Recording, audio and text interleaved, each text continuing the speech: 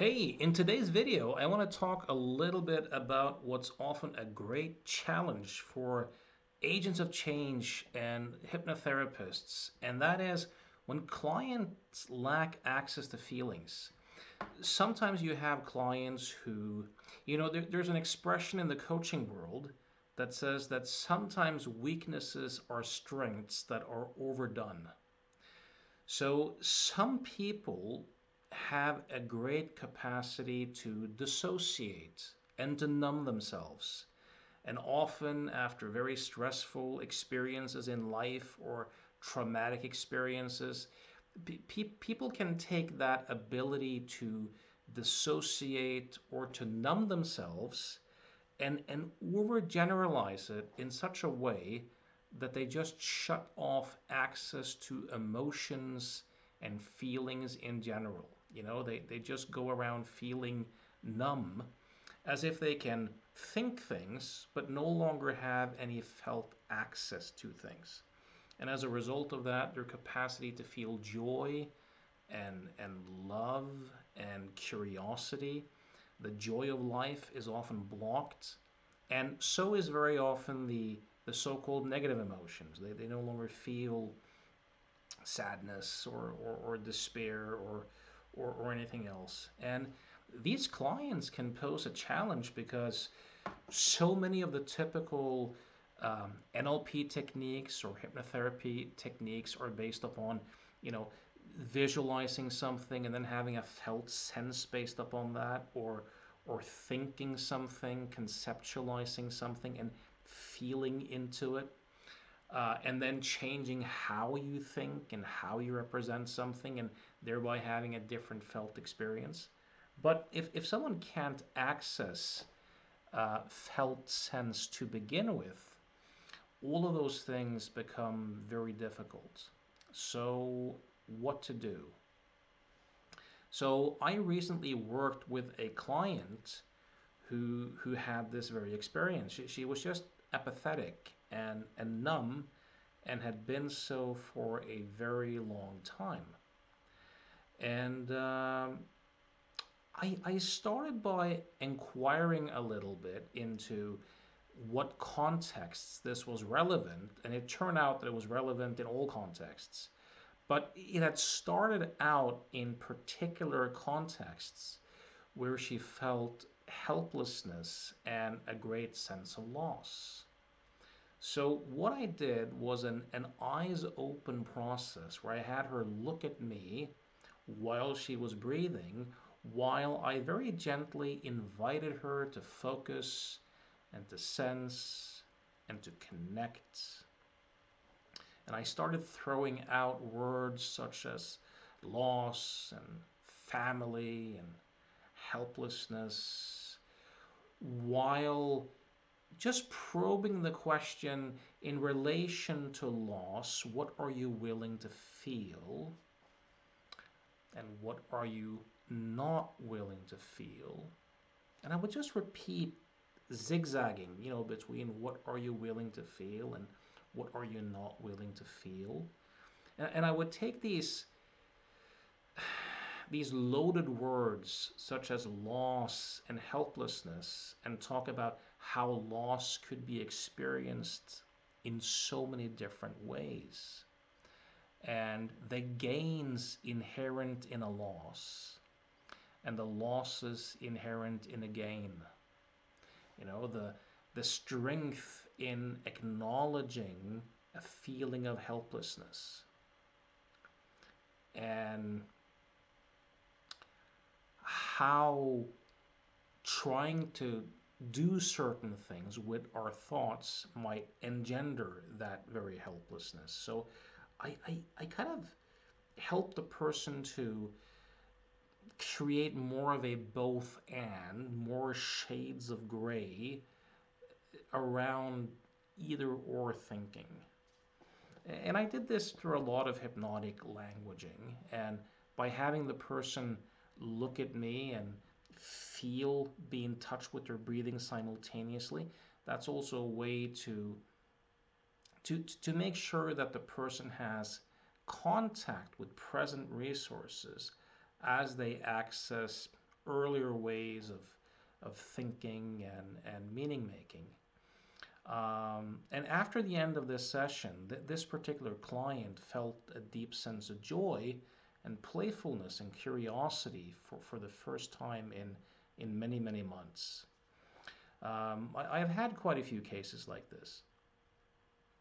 Something else to look at is also sometimes to look at, whatever their beliefs are as to how not feeling might protect them, or what would happen if they allowed themselves to feel and they allowed themselves to be vulnerable.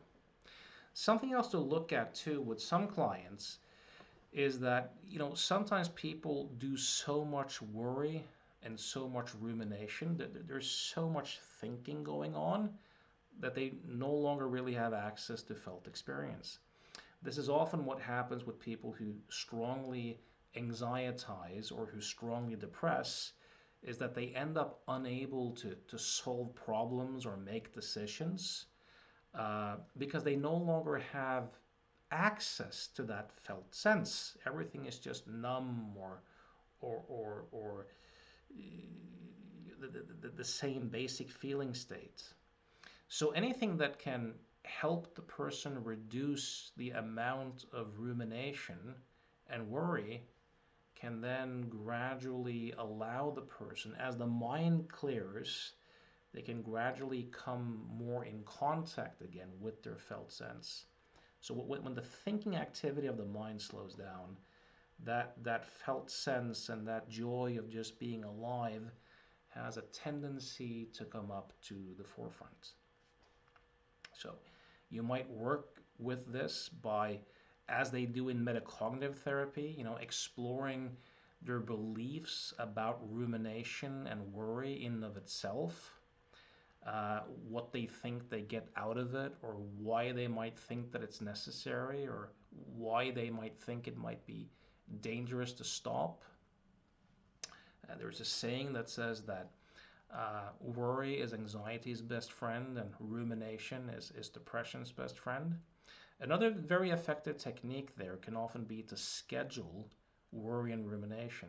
Schedule like 15 minutes per day where they can sit and worry and ruminate on purpose, ideally using a pen and paper. And then for the rest of the day, whenever these types of thoughts emerge, to just meet them with either not happening, just the simple fact that I think this means I'm not experiencing it, or just kind of watching it and postponing it, as in, we'll do this at 12 o'clock tomorrow.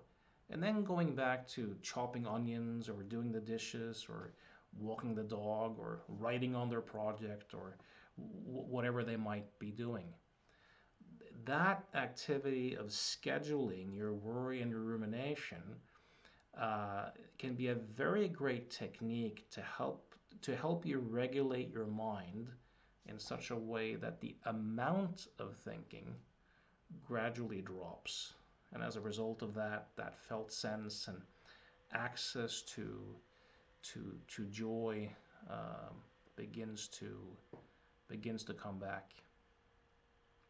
So these are some hints and some techniques. Again, these are the types of clients that can often pose a huge challenge for therapists if they don't know what to do with it. Eugene Gendlin, the author of the book Focusing, he's written several books, but he did some research back in the 70s, not on what forms of therapy are the most effective, but which clients are the most effective. And he discovered that it was that ability to have like a nonverbal felt sense of the issue in the office, that they could deliberately think about their issue and have a nonverbal felt sense around it, that was the single most important variable for therapeutic success. And when people have that, you can often effectively help them. But if they no longer have that, either because they're using their skills at dissociation and numbing as a protective mechanism, or because they have so much rumination and worry going on that they've completely lost all access to felt sense, these folks can be very difficult to work with. So these are some ideas that have been useful for me with many clients throughout the years. If you struggle with this and you would like some help, I invite you to reach me at provocativehypnosis.com. Also, if you're watching this in 2024, know that I'm teaching the psychological illusion model. It's an online training, February 17th and 18th. Go to provocativehypnosis.com, the seminar page. You'll see a link. And if you're looking for mentoring or looking to see if you and I could be a good fit in helping you create some sort of change in your life, you're welcome to contact me at provocativehypnosis.com. As always, thanks for listening.